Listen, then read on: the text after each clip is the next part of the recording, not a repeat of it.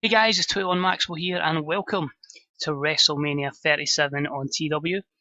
We're finally there, the Wrestlemania that will cover 2021. It's been a long road here, but finally we're at the MetLife Stadium and we've sold out in front of 72,000 people. We've got a stacked card as well, and hopefully you guys will enjoy the show that I'm about to put on for you.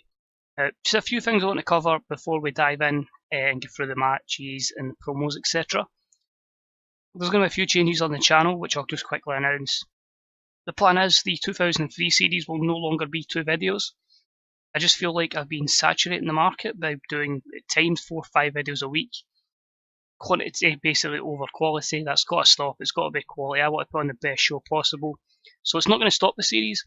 It's then going to be turned into a series that will basically be This Week in WWE for 2003, where every episode will have Raw and SmackDown in the same episode.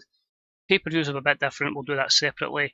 We'll maintain the usual standard for this series every Sunday, allowing me time to actually book it, because sometimes it can take a bit of time. Right this moment in time, I don't know what the status will be of the TNA save. I may have already scrapped it by the time this comes to air, or maybe back into it. So that's hard to say how that's going to go. As always, guys, thanks for your continued support over this series. As I say, it's been going since day one of the game coming out. As I say, this is my initial save when TW was released, and long may it continue. So as always, any comments are appreciated, any thumbs up, likes, dislikes, hell, fire them if you want as well. As I say, subscriptions, all that jazz. Share it with your friends, let them know about TW, because not a lot of people do. And yeah, just keep enjoying the game. Check out Fantasy Bookers subreddit and the Grey Dog Software forums for more content from other bookers, whether it be written or whether it be visual on YouTube as well. I think that's me cover pretty much everything, so we can kick on to the show. But yeah, just let's hope, as I say, we can get the channel back to how it should be. So the good thing is with this WrestleMania as well, it gives me a chance to reset after this, so there will be a massive superstar shake-up. I'll be honest, the card was booked, the matches were booked, and I basically didn't book this. I played the save for about a month. That's how far ahead I'm at with a lot of stuff. So some of the matches I don't know who win, but it's going to give me a chance to sit in my notepad and take various wrestlers from Raw to SmackDown and SmackDown to Raw and really freshen things up going forward. So here we go, WrestleMania. I've pulled out all the stops. We've got A celebrities, we've got top rock bands performing. We're doing everything we can to make this the best show possible. So we start off with the controversial name, maybe, WWE Johnny Laura Memorial Battle Royal title. Obviously the controversy we had in real life regarding the name of the Women's Battle Royal. I don't see any issue with it being given to China, especially if it's under a real name. I'm quite happy to do that in this save. You may disagree with that, that's completely fine. But we had a pre-show bout that had decent wrestling, didn't have much heat.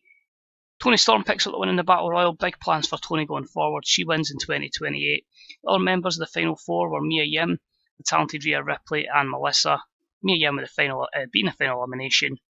Melissa got the most eliminations, but Toni Storm is your first, or the inaugural, winner of the Johnny Law Memorial Battle Royal title. A B-72, Angel Williams made her debut in it. Also did Samantha Starr. Basically in this, I think she's related to Jake the Snake. I think he's her uncle.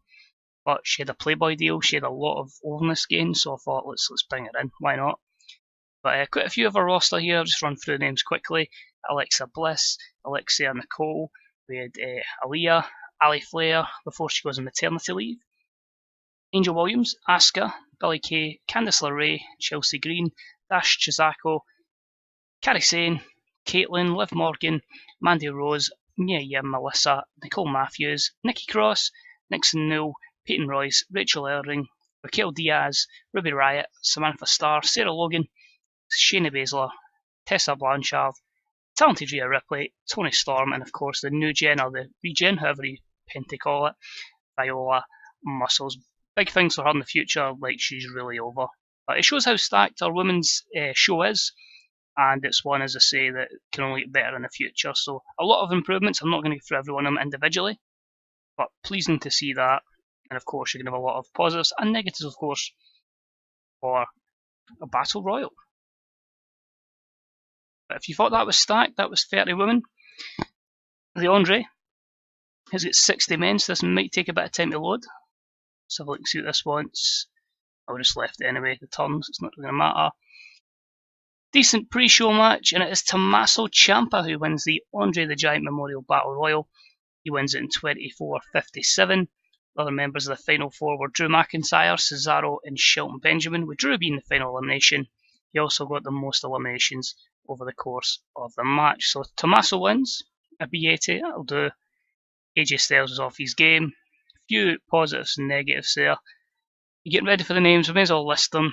You can see there AJ, Akam, Akira Tozawa was in that. We had Akuma, Angel Del Oro, Apollo Crews, Bobby Fish, Big E, Cedric, Cesaro, Chris Hero, Chris Jericho, Christopher Daniels, CJ Robinson, Dash Wilder, Davey Richards, Dolph Ziggler, Drew Gulak, Drew McIntyre, Eddie Edwards, Flamita, Kazarian, Hideo Itami, Jake Hager, James Ellsworth, Jason Jordan, Jeff Hardy, Joe Coffey, Johnny Gargano, Carol Anderson, Killian Dane, Kyle O'Reilly, Leo Rush, Mark Coffey, Marty Scurll, Matt Hardy, Matt Riddle, Murphy, Mustafa Ali, Nick Miller, Noe Jose, Noam Dar, Arengo, Rey Mysterio, Rich Swann, Ricochet, Robbie Sola, Rocky Romero, Scott Dawson, Shane Strickland, Shane Thorne, Sheamus, Shelton Benjamin, Switchblade, Taishi Ishimori, The Hurricane, TJP, Ciampa, Ospreay, and Xavier Woods. In brief. Now what I'll say, a couple of these guys have got matches later on tonight. I think there's 3 that I haven't listed there. It's just to make up the numbers. There is one man that isn't in this match, that doesn't have a match. I just wanted to debut him, but not in a match. He is just like a special role that you'll see as we go on. A lot of skill improvements, which is good to see. But yeah, a Rumble is what it is. It's just giving everybody a payday. Apologies for basically taking a year to mention 60 people. So like Joe Coffey, we'll change his gimmick. He's now above average. And we can carry on. And a reverberating bicep. Okay. And Shane Thorne be heat. Cool. So just the 2 battle royals in, that's fine. We actually start the show now. I've labelled this just basically pyrotechnics going off. The usual WrestleMania package you get, hyping up, oh, this is the biggest thrill ride, or whatever they happen to go with a particular line. There are 2 matches for the 2 championships. Roman Reigns versus the Velveteen Dream for the World Heavyweight Championship, and Fergal Devitt versus Daniel Bryan for the WWE Championship. A90 gets the show off to a strong start. It gets the crowd hotter, and both segments, unfortunately, lose a tiny bit of heat there. So we start off with Cruiserweight action, and it's a bout that has good wrestling and a decent reaction from the crowd, and it's the new champion who just managed to steal it on one of the last SmackDowns, Xavier Woods, who defeats King Neville and Grand Metalik in 13:57, when Xavier Woods defeated King Neville by pinfall with a fast roll-up. Xavier Woods makes the first defence of the Cruiserweight title. So decent, a B-73. It's obviously a show that's going to get better as we go along. Obviously the worst performance here, Grand Metalik, is much higher than Cruiserweights, but don't plan to take him at this division. But storyline advancing, gaining a bit of heat. This is a storytelling match as well, and booking decisions, so we obviously had to keep Grand Metalik strong, which obviously affect the match rating, but it's allowed us to do something with Xavier going forward. And a good win for the former New Day member. Then I have a promo with Mojo Rawley. He's all know about the implosion of the greatest tag team of all time, Mojo Bojo. They are going to go ahead tonight at WrestleMania. Basically just says, he used Bo Dallas to get back on track with his career, and he's going to kick his ass tonight. Crowd gets hotter with this one. Segment advances. Solid promo from Mojo with A91. His manager Paul Heyman helped him during this segment. Match itself was always going to flop because they don't click, but it made sense as a storyline perspective. So we had a good match up here. Still decent wrestling, good heat. Bo Dallas, of course, picks up the win over Mojo in 15:07 by pinfall with a spear. Bo Dallas wins the European title. So at BA2, I'm still pretty happy with that. It's going to obviously be poorer match ratings because they don't click in an awkward bout. But you've got to blow off these kind of storylines, and it's a good win for Bo Dallas, and another championship for him. Next up, he's back. the 1%er. EC3 is going to be doing colour commentary for the next match, but he is back. He is going to be eligible to go to Raw or SmackDown on the Superstar Shake-Up, and he's here with a Chosen One gimmick. I felt like because he's actually in WWE, let's bring him back, and yeah, should be awesome as well. May as well just announce, if you haven't seen it tweeted out, or if I haven't mentioned it in the prior video, Okada is signed as well. We're just waiting on him coming back from his contract ending, and then he will be a part of the roster. Again, depending on the Superstar Shake-Up, I don't know who's going to be in Raw or SmackDown at this moment in time. But he comes down to watch a superb wrestling match between two upstarts that are looking for that breakthrough at the next level. Adam Cole and Andreas Cien Almas. Almas, of course, with that great couple of wins over Randy Orton. You know, he's got a bit cocky, but Adam Cole says, you know, I'm better than this guy. So they have a superb wrestling match, good heat, and Adam Cole defeats Andreas Cien Almas in 1945 with the flying cross body. A90, superb. Cien Almas with a better performance, but overall, superb from both guys. And a good, proper main event match early doors. Next up, we've got an over-the-top, spectacular entrance for Elias and Aiden English. They come down to some sort of magical musical performance. A little concert from Elias, a little bit of opera from Aiden English, and the A-Star 100 hypes them up for this World Tag Team title match. And this match scores another fantastic rating. Of course, we give every matchup a chance to get a good rating. We give it time. You know, we may book a 400 odd minutes, but it's to give everybody what they should be getting, which is time. And it's a great wrestling match with a decent reaction. It pulls an A93, and it is Elias and Aiden who win the Tag Team Championships as they defeat the Golden Lovers Kenny Omega and Kota Ibushi, the Young Bucks Nick and Matt Jackson, and Braun Strowman and Bray Wyatt in 2056, when Elias, illegally using the ropes for leverage, I may add, pins Kenny Omega to win the tag titles. A lot of good performances in there, amazing from Ibushi. But as it's all said and done, Elias and Aiden are your new tag team champions. Next up, a little bit of a poorer matchup. This one kind of get put together at the last moment. It was always going to be Aleister Black versus Samoa Joe, but unfortunately Joe got injured just before, so I had to build a quick storyline between Aleister Black and Pete Dunne. And I'm really getting behind Pete Dunne now. He's obviously a wee bit older in this save, so it's time to go guns blazing with a push on him. And good wrestling match, decent reaction from the crowd. Sees Pete Dunne defeat Aleister Black in 1756 by pinfall. B+84 is still pretty good. Couple of decent performances there, and yeah, solid, no negatives, and a good win for the Cruiserweight. Next up, we hype up the matchup next, which is Randy Orton versus John Cena, to a B+85. Icon versus Icon of the Ruthless Aggression era. They've fought many times before, but they've never fought at WrestleMania, so I had to do it. Who's going to win? Is it going to be Randy, or is it going to be John? Match itself actually was pretty good. I'm very surprised at that. I felt like Cena's declining so much that it may hamper it, but a great wrestling match, or good wrestling match, great heat, I must add. John Cena picks up the win in 1803 by defeating Randy with the Attitude Adjustment, so fair play to Randy doing the job here.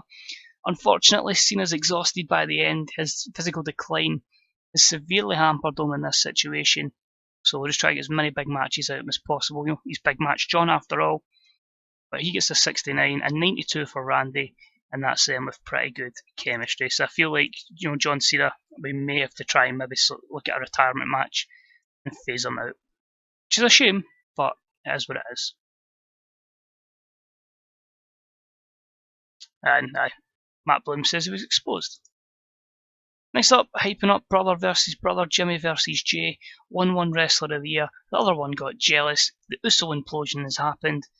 Storyline gains a bit of heat. An A90. This is the first time I've had these wrestle each other, so I don't know if this is going to be really good or if it could flop. Another A93. I'm pretty happy with that. I was kind of wondering, could it maybe even get to an A+? A superb wrestling match. Jimmy Uso, I think, is the heel. I'm going to split them up basically. One's going to Raw, one will stay in SmackDown post WrestleMania.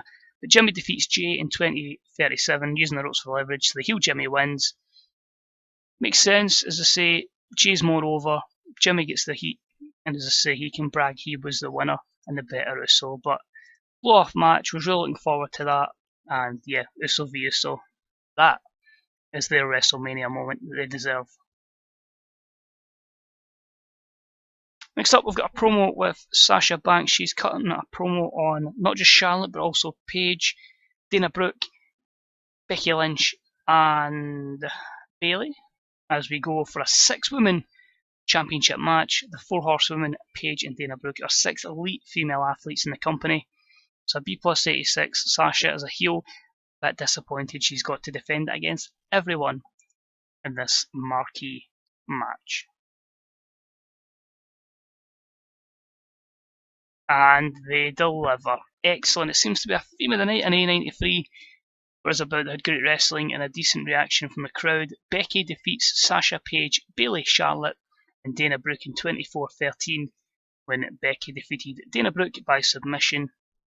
Becky Lynch is your new women's champion. She gets a WrestleMania moment that she deserves as well. It's a travesty how they booked Becky Lynch. She's honestly one of my favourites. So I'm obviously going to put her over at WrestleMania, but she deserves the world. She's such, as I say, a likeable babyface. Sasha off her game there, which results in an 81. Becky a 92. Charlotte a 91. Bayley's obviously a bit poorer because she wasn't booked strongly until the last month or so.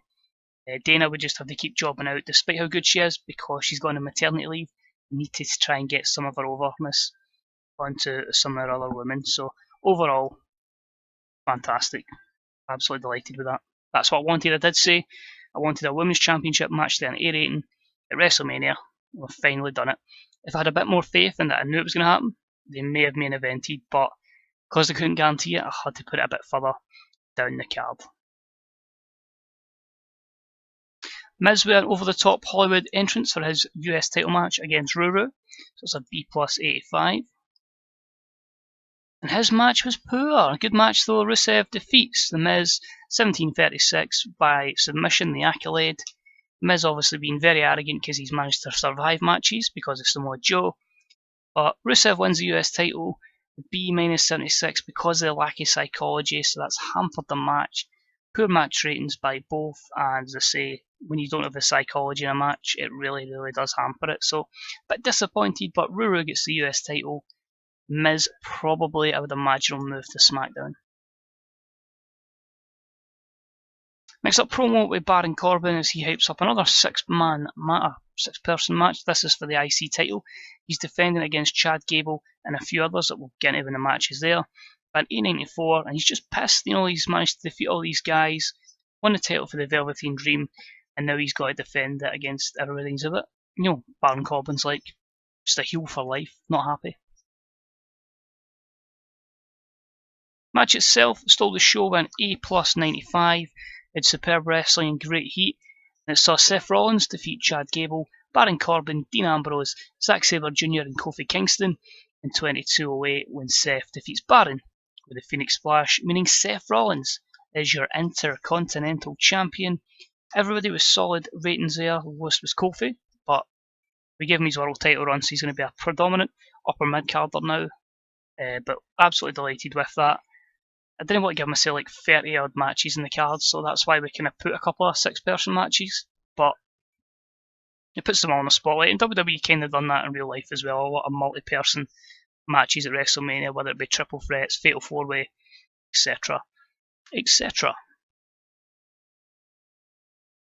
Next up, Tag Team Championships. Now we've noticed that Kevin Owens and Sami Zayn have had a phenomenal year as WWE Tag Team Champions since winning them from the Usos. We're putting them against the underappreciated and underrated Anderson and Murphy, who have just been amazing as a tag team. So they've been getting a little bit of one-upmanship on Owens and Zayn. The B+ 87, I'm really hoping this match could steal the show. This could possibly get an A 97, 98 if we're lucky. And there we go. A97, anything with Kevin Owens and Sami Zayn together is magic. But anything match against Murphy and Carl Anderson has been great. But great wrestling, decent reaction from the crowd. KO and Sami Zayn defeated Murphy and Carl Anderson. best kept secret, the underappreciated Murphy and Carl Anderson in 1942. And Kevin Owens defeated Carl Anderson with the package piledriver, the 16th defence of the WWE Tag Team titles. Now, I'm going to put a wee interesting note here. This is a tweet that was sent out by Mike Bro a long time ago, and it always stuck with me. It was someone, I think it was just a random company in his save, and they had a lot of tag team title defences. And I saw that and went, never really happens in any of my episodes or any of my saves. I'm going to go ahead and do that. And I just saw Kevin Owens and Sami Zayn as that perfect opportunity to get as many tag team defences as possible. Whether they split up post WrestleMania, I'm unsure yet, or I might continue with this dominant reign. But everything they've done together has been absolute golden. Thank you, Mike, for the inspiration. It's much appreciated. That shows I do pay attention to what people tweet and do in their videos as well. Shout out to Mike, by the way, awesome guy. So a few negatives there, poor momentum, and the announce work of Corey Graves. This leads us up to our co-main event. The Velveteen Dream gets his match for the WWE World Heavyweight Championship. Is it going to be a dream at WrestleMania? Is he going to become the champion? A89. We know, well, do we really know the heat behind this storyline? Roman Reigns defeats Velveteen Dream at the, what's it called again? I forgot the name of my pay-per-view. The World Grand Prix, that's it.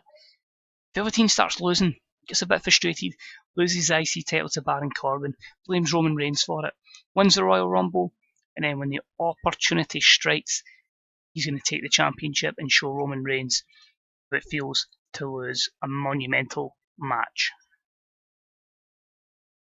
Match itself was exceptional, but it does see Roman Reigns defend the title. The crowd boo like hell if it's a smarky crowd. Well, I don't know, Roman get pretty over in this with the crowd, so they might like it. But he defeats the Velveteen Dream in 28-26, making the second defence of the World Heavyweight title. A92, Dream was off his game, which is disappointing, but a 95 performance regardless, and a massively great main event match at WrestleMania. Inconsistency. The only negative there is Roman retains. And after the match, Roman Reigns offers his condolences, goes to shake the hand of the Velveteen Dream for putting up an excellent performance. Dream just goes, "This is peasant," doesn't shake his hand. Both guys come across as a real star in a B+ 88 segment. That leads us to our main event for the WWE Championship as Daniel Bryan challenges the champion, that dastardly Fergal Devitt. It's an A89 promo. Devitt just says he's going to show the world that he is the real rock and roller and that will remain the WWE champion and the guy that holds Raw hostage. So A89, how will the match do? We want this to draw big for a big rating. Overall, let's see, drumroll. Nailed it. Yes. The reason I say nailed it, I was really undecided what to main event between the two title matches, but we've chosen correctly. A 100 match. What a way to end WrestleMania in front of 72,000 people. Exceptional matchup. Daniel Bryan defeats Fergal Devitt in 30:59 by pinfall. Daniel Bryan is your new WWE champion. He's back wrestling in real life. He's been doing it now by the time this airs by probably 2 months now. But as soon as I heard that was the news, I'm like, cool. Back in with a push on Daniel Bryan. Two great performances. Storyline gains heat. Bryan improves a few technical skills and flying skills. And then only a B-74 to celebrate the win. Wow, that didn't really go over well, which I'm shocked at. So overall, if we look at a WrestleMania, finally, I can't believe it as well. It's my first ever, which I find this hard to believe, A*100 show in TEW. It's embarrassing to admit that, but I'd never nailed that perfect 100 show. And to do it at WrestleMania makes that a wee bit sweeter. But I think it's a combination of everything. Good booking, giving people time, and learning. You know, there's a lot of times I'll sit in the Grey Dog software forums, I'll look through the funny screenshots things, I'll look through match cards and folk will say they've got an A100 and I'm like, how exactly did they do it? That's why I went all guns blazing with everything in terms of celebrity.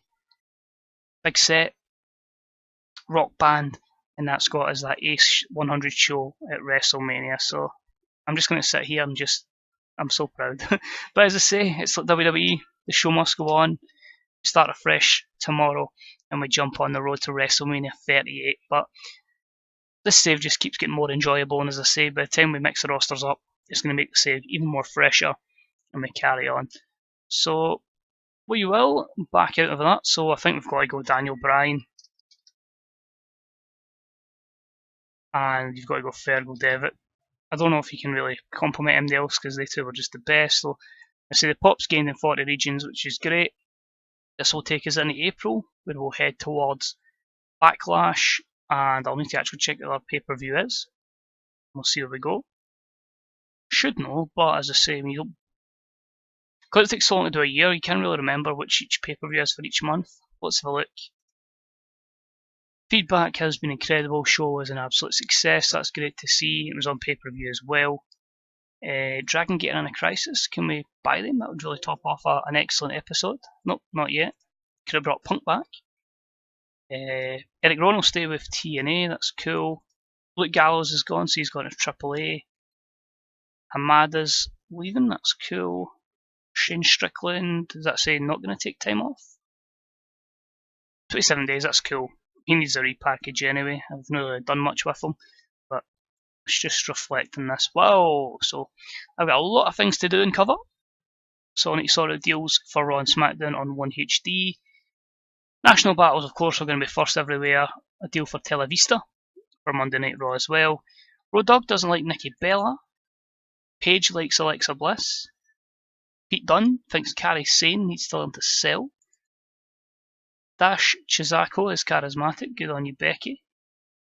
Sasha likes her as well, so she might get a push going forward. That's cool, I can accept that. John Cena doesn't like Rachel Ellering. 16 grand on drug testing, you'd expect that. And 5.43 on pay-per-view buys. I won't ever get my biggest pay-per-view buy because I think I've done something, like maybe last year or 2 years ago, where I've changed the rating system. So I'm never going to replicate what I had before, despite the company being more popular than ever before. TGP's complaining, so is Aleister Black and Alexa. Matt Hardy doesn't like Ali Flair. What? It's one of my more favourite gimmicks to use, but good thing is only a few people are unhappy because of that. £13 million profit, not as much as we would normally get, because we did sack a lot of people. So that's, and the fact we've only done the one pay-per-view when normally you do two. Plus then you add into the fact, obviously bringing in all the rock bands. Look at me, look at show costs. 2 million, 1 million, 1.3, 1.7, 13 million. So we go all out, but if it gets us that A100 show, you can certainly see a reason for doing that. And I'd imagine we're pretty much in the brink of being global. 1, 2, 3, 4, 5, 6, 7 are over the threshold, so we really just need to get one other over 77 will be global. But that's not the main thing of the save, it's just to have fun. So I've blabbered on for I don't know how long now. I just need to say thank you for staying with me throughout the whole show. I hope you did enjoy it. And yeah, let's see where the road takes us. But as I say, I'll try and leave an annotation up at the end of the episode if you want to go back and watch the road to WrestleMania, previous WrestleManias. And yeah, if you've not subbed, the sub button will be there as well. So cheers for watching, guys. Enjoy the game. I'll see you next time for, drumroll please, Backlash and then Payback. Cheers and see you later. Bye bye.